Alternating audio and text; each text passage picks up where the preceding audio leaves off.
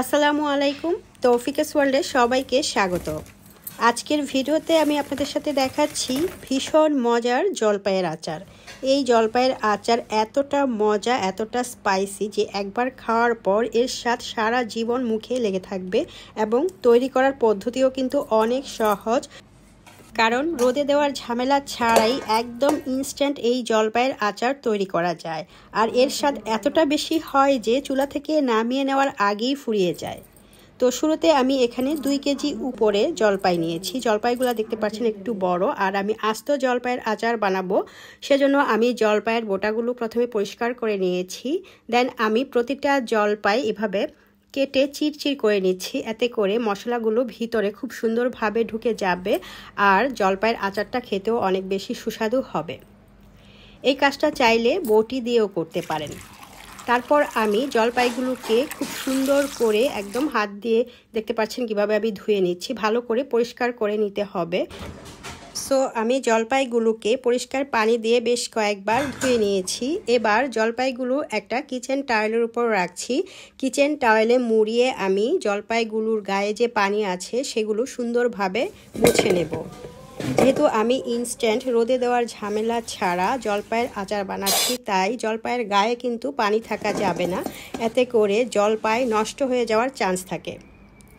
এবার শুকনো জলপাইয়ের মধ্যে আমি দিয়ে দিচ্ছি হলুদের গুঁড়া, মরিচের গুঁড়া, আর আগে থেকে আমি সরিষা বেটে রেখেছিলাম সেই সরিষা আমি দিয়েছি প্রায় 1 টেবিল চামচের মতো। তারপর দিয়েছি হচ্ছে সরষের তেল। এবার আমি জলপাইয়ের বোলটাকে মশলাগুলোর সাথে নাড়িয়ে নাড়িয়ে মিক্সড করে নিয়েছি। চাইলে হাত দিয়েও কিন্তু জলপাইয়ের গায়ে এই মশলাগুলো মাখিয়ে নেওয়া যায়। সুন্দর করে মাখা হয়ে গিয়েছে। দেন আমি পরবর্তী স্টেপে চলে আসলাম। চুলায় একটা ফ্রাইং প্যান দিয়ে সেখানে আমি কিছু শুকনা মরিচ, মেথি, ধনিয়া, 5 ফোড়ন, মৌরি, জিরা আর গোলমরিচও দিয়েছি। এই মশলাগুলো একটু ভেজে নেব।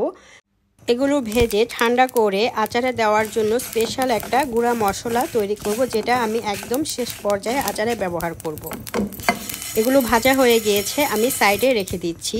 এবার পরবর্তী স্টেপ আর কি তৃতীয় স্টেপে চলে আসলাম। আচারের কালার এবং বেশি স্পাইসি করার জন্য এখানে আমি একটা টমেটো ব্যবহার করব।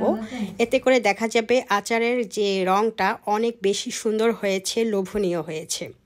টমেটোটা আমি সুন্দর করে কেটে নিয়েছি। আগে থেকে কিছু শুকনা লাল মরিচ ভিজিয়ে রেখেছি, আদা আমি কেটে রেখেছি, তারপরে রসুনের কোয়াও আমি সুন্দর করে পরিষ্কার করে এখানে রেখে দিয়েছি। তো পরিমাণ মতো করে আমি একটা ব্লেন্ডারের জারে নিয়ে নিচ্ছি, কিছু পরিমাণ পানি দিয়েছি, একটা মশলার পেস্ট তৈরি করব। মশলা পেস্ট করার আগে চুলায় একটি কড়াই দিয়ে তাতে সরিষার তেল গরম হতে দিয়ে দিয়েছি।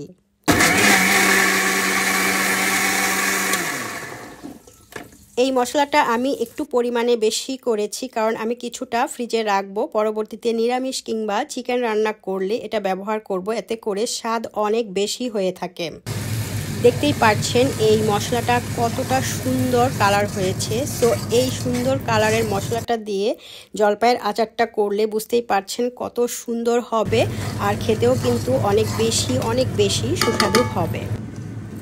কিছুক্ষণ নেড়ে চেড়ে মশলা আমি কষিয়ে নিয়েছি। দেন আমি যে জলপাইয়ের মধ্যে মশলা মেখে রেখেছিলাম সেগুলো আবারও একটু নেড়ে চেড়ে আমি ওই কষানো মশলার মধ্যে দিয়ে দিচ্ছি। বোলের মধ্যে যে মশলা লেগেছিল সেটা আমি ভালো করে মুছে দিয়ে দিচ্ছি, একটুও নষ্ট করা যাবে না। এবার এখানে দিয়ে দিচ্ছি 1 মুঠো লবণ, 1 মুঠো চিনি। চিনিটা চাইলে আরও বেশি দিতে পারেন যদি একটু আচারটাকে মিষ্টি করতে চান, তবে আমি এখানে টক ঝাল মিষ্টি এইরকম একটা টেক্সচার রাখবো, তাই আমি 1 মুঠো চিনি দিয়েছি। যেহেতু এই আচার আমি সারা বছর রাখবো, তাই এখানে কিছু পরিমাণ সিরকা ব্যবহার করেছি, প্রায় 1.5 থেকে 2 কাপের মতো সিরকা আমি দিয়েছি। এবার চুলার আশেপাশে থেকে কেবল নাড়ার পালা। খুব বেশিক্ষণ না নেড়ে থাকা যাবে না, এতে করে তলানিতে লেগে যাবে এবং জলপাইয়ের মধ্যে কালো দাগ পড়ে যাবে। ততক্ষণ নাড়তে হবে যতক্ষণ না পর্যন্ত জলপাইগুলো সুন্দরভাবে সিদ্ধ হয়েছে। খুব বেশি সিদ্ধ করা যাবে না, এতে করে দেখা যাবে আস্ত জলপাইগুলো গলে যাবে, এর ফলে দেখতে সুন্দর লাগবে না আর সব জলপাই একদম মাখা মাখা হয়ে যাবে। যখন দেখব জলপাইগুলো প্রায় 80% সিদ্ধ হয়ে গিয়েছে, ঠিক তখন এখানে আমি কিছু আস্ত শুকনো মরিচ আর কিছু রসুনের কোয়া দিয়ে দিয়েছি। এবার আরও কিছুক্ষণ নেড়ে নিয়েছি।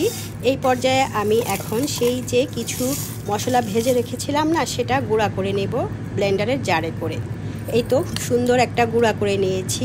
এই মশলাটাও আমি একটু বেশি বানিয়েছি, কারণ পরবর্তীতে যদি আবার আচার বানাই কিংবা বিভিন্ন সবজি রান্না করি, তাহলে যদি একটু এই মশলাটা দেওয়া যায়, এতে করে সেই তরকারির টেস্টটা কিন্তু অনেক বেড়ে যায়।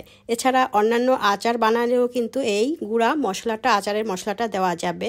এটা আসলে সব জায়গায় কিন্তু ব্যবহার করা যায়। খুবই সুস্বাদু একটা মশলা।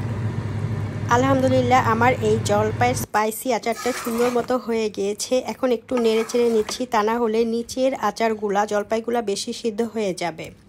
ঠান্ডা হওয়ার পর পরের দিন আমি একটু রোদে দিয়েছিলাম। বলেছিলাম না শুরুতে যে চুলা থেকে নামিয়ে নেওয়ার আগেই ফুরিয়ে যাবে। পরের দিন সকালবেলা আমার ছেলেরা বলতেছিল রাতে কি বানাইছো দাও, তো এটা দিলাম। পরে ওরা রুটির সাথে খেয়েছে। এই আচারটা খিচুড়ি, পোলাও, রুটি সব কিছুর সাথে অনেক বেশি ভালো লাগবে। আমার ছেলেরা তো এই আচার খেয়ে বলতেছে এত মজার আচার হয় কি করে। তো কয়েকদিন কেবল এই আচার দিয়েই কিন্তু ওরা খেয়েছে। যে আচারটা বেশি হয়েছে সেটাই আমি কাচের জারে সংরক্ষণ করছি। যদি ফ্রিজে না রাখা হয় এই আচারটা, তবে মাঝে মাঝে কিন্তু রোদ্রে দিতে হবে। তো আমার আজকের এই জলপাইয়ের আচারটা কেমন হয়েছে, এটা খাওয়ার পর যে কেউ বলবে যে এটা দুনিয়ার শ্রেষ্ঠ মজার আচার। যাই হোক, সবগুলো আচার আমি পরিষ্কার কাচের জারে ভরে নিয়েছি। এবার আমি একটু আলাদা সরিষার তেল গরম করে নিয়েছি চুলায় দিয়ে। দেন আমি এই জারের মধ্যে তেলগুলো দিয়ে দিচ্ছি। আচারগুলো তেলের মধ্যে ডুবে থাকলে নষ্ট হওয়ার কোনো চান্স থাকবে না। তো আমার আজকের রেসিপিটা কেমন হয়েছে, আর বাজারে থাকতে থাকতে জলপাই আপনারা অবশ্যই ট্রাই করতে পারেন এভাবে স্পাইসি জলপাইয়ের আচার। অলরেডি একটি শর্ট ভিডিওর মাধ্যমে আমি এই আচারের রেসিপিটি আপলোড করেছি, আপনারা চাইলে দেখে নিতে পারেন। আচারের রেসিপিটি কেমন লেগেছে অবশ্যই কমেন্টে জানাবেন। আজকে এখানে বিদায় নিয়ে নিচ্ছি। আপনারা সবাই অনেক ভালো থাকবেন, সুস্থ থাকবেন। আল্লাহ হাফেজ, আসসালামু আলাইকুম।